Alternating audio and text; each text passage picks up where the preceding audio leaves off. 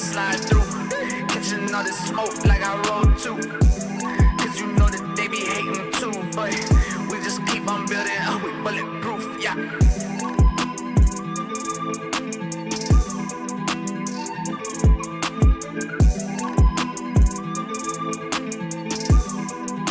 I guess I got him. Welcome back to the channel. I'm making a whole new intro. I had made this whole lavish intro and started a video, and then something told me to check my mic to see if it was even recording, and it wasn't. So I guess we're just gonna hop into it and show you guys what I'm up to. So back in the garage, got the RX-7 out here, WRX out there. So the whole reason why I'm making this video is, as you guys know, I have every mod you could possibly do to WRX. So on that car I have obviously ETS turbo kit, IBR port controller module controller thingamabobby, radium dual hanger wallbore 450 fuel pumps, and what else, front mount, obviously IBR manifold conversion BRZ manifold thing. So yeah, so kind of sucks I'm redoing this because I had already just spent a good 45 minutes making a video for you guys and I flopped. So anywho, here's the IBR controller. This is the old one, and with this old one I am going to take it apart and see why it failed. I do have my new one that I got from IBR over the weekend. So there's two things that I plan on doing before I actually put that in the car. Is I am going to put it in the car and test it. Once I configure that it works and all the LEDs turn on and it's actually getting power, I am going to relocate this inside the car. Now, the reason why I think it needs to go inside the car is when I removed this one from the car, this thing was on fire. Mind you, I don't have it in the spot that they recommended. I only removed it from that spot because there was no point of it still being there since it wasn't working. So I ended up moving it closer to the firewall area, and back there, this thing was on fire. But even before, when it was in the engine bay on top of the fuse box, it was already always hot. So I would always try to complain and try to figure out a way to get it to cool down. Because that was always like my main worry, I should say. The one thing that I always thought would probably cause it to fail is heat or water. Especially since I have the vented hoods on my car, I really thought water would be the case. I did find water in the connectors one time, but I don't know if it was after a year, after 3 months. I don't know when water got in there, but there was water inside the connector. Excuse me. So I'm just gonna pull this apart and see what damages we can find. I've already removed 4 of the screws because, like I said, I was in the process of making you guys a video, so I guess this is going to be a quick, short, and simple one. I had already done like some pulls, which kind of sucks because, yeah, I did some pulls just so you guys can hear the car, hear how it sounds, and hear where it's breaking up due to the lack of fuel, since the IBR controller is not working. But since the IBR controller hasn't been working, I've honestly just been driving the car like a normal car and not going into boost and none of that stuff because there's no fuel. So what I'm gonna do now is, since I've already taken it apart, by visually inspecting this, it's honestly a really good PCB board, but I do not visually see anything because everything inside this PCB board is internally and well covered by their logo and prints. The only way for me to test this is to get like a,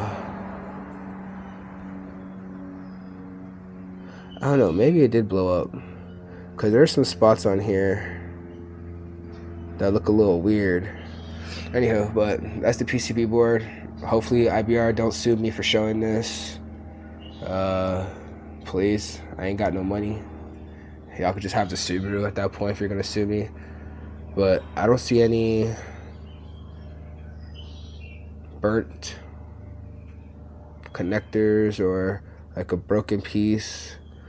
It's definitely got to be inside of like a capacitor. Oh wait, nope, I found it.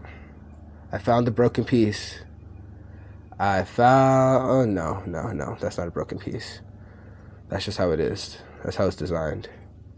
Yeah, I thought this area down here and these these two or these boards, there's a missing leg on each one of them, but those don't connect to anything because I don't see any solder to the points. So yeah, maybe a capacitor failed. Maybe it overheated and just failed. Because this is a really, really nice PCB. Their wiring harness is trash, but this is a really, really nice board. Whoever makes their board for them really did a good job. But, alright, that's already a lot of yapping.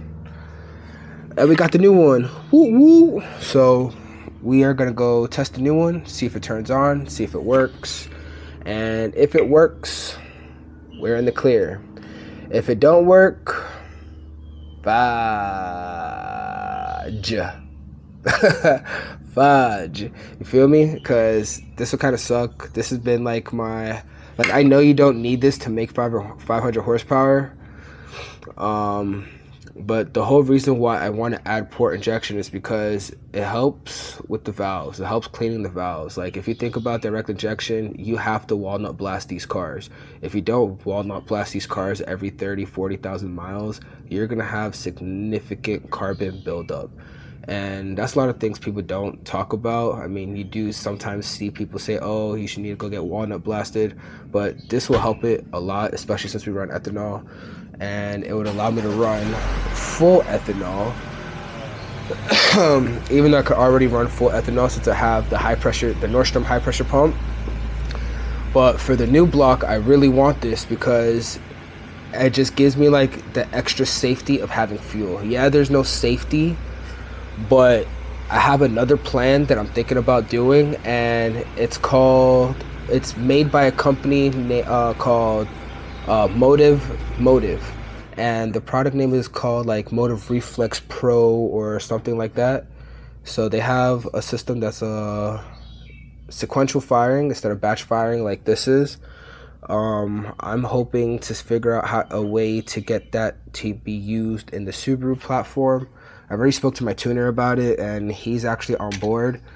I already reached out to the company, made a couple emails with them, see if we could get one to test.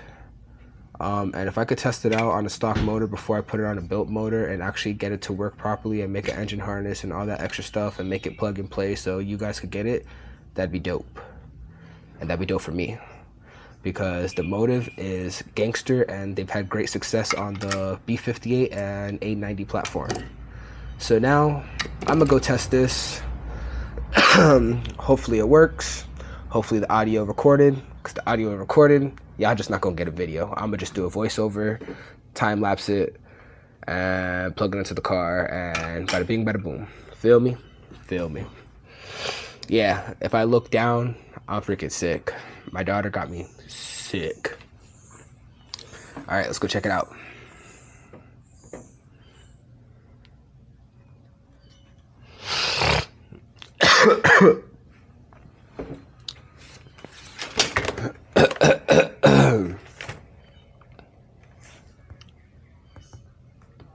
No way.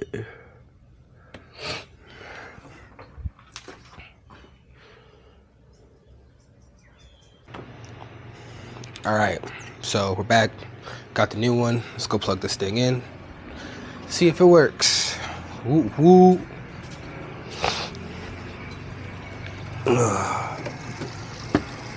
So I had the old one right here. Plug that sucker up right here. We are going to turn on the ignition. The ignition turns on. and all the lights turn on, we are golden.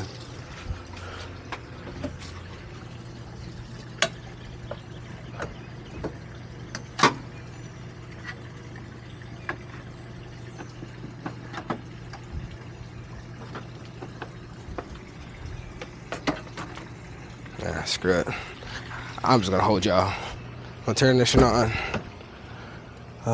Honestly, I have no idea where I even put my car keys. Where did I put those? Maybe I should find that first. It's not in my pocket. It's on my desk. Oh yeah, here it is. Alright.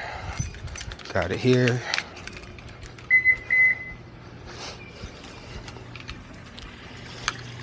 Plug that thing in. Go to the passenger side because my uncle's cleaning his car right now. Alright, let's see. Got it plugged in, ignition on. When ignition's on, the lights should look like that. So, the first light is signal. You got 5 volt and 12 volt. Second is direct injection signal. Since the car's not running, that's not going to be green. And then we have this, which I think is 5 volt. It's one of the things, they have their whole write-up on it online. But we've got light. That means we have signal, we have everything, so we know that this works. I've already started the car before, and the light does turn green, so we know that it works. So we are golden. So now I gotta figure out how to extend this harness, put it inside the car, because I am not leaving this in the engine bay for it to fail again. So that's my whole spiel about the IBR controller stuff, and I guess I could close this video out because I'm not driving with it on until I make the adjustments needed.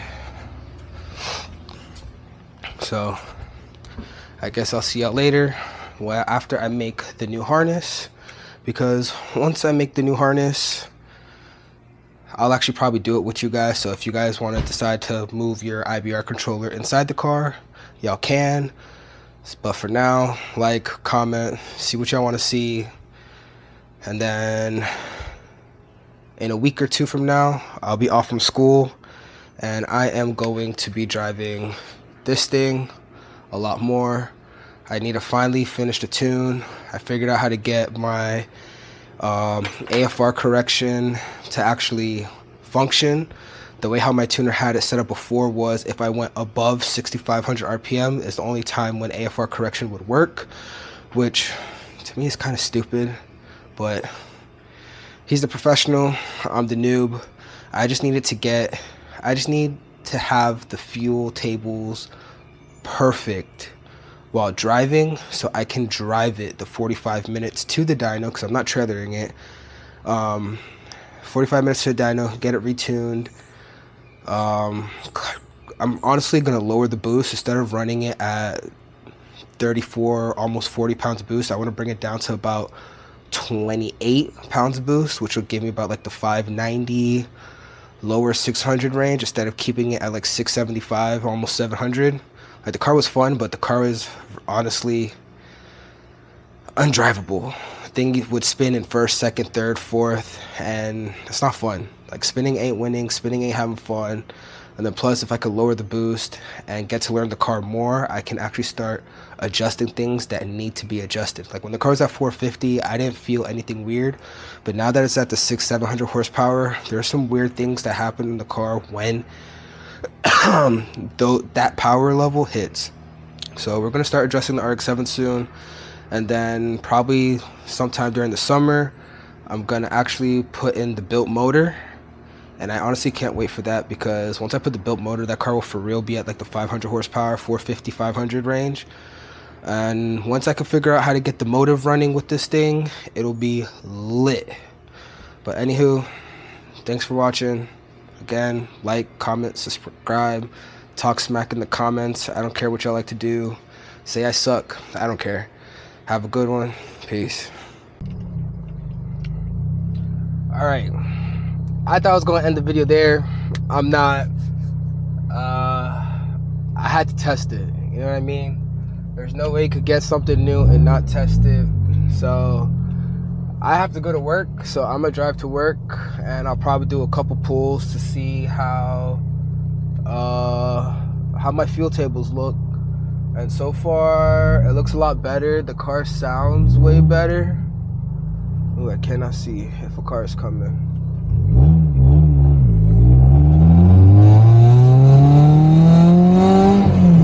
Yeah, so far the car feels a lot better. It doesn't feel like it's lugging or trying to like figure it out. What's my oil temps at? My oil temp is at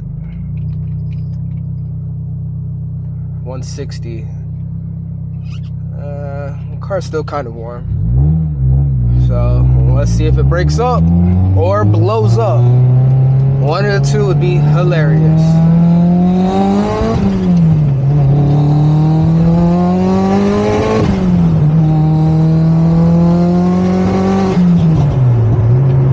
It still breaks up.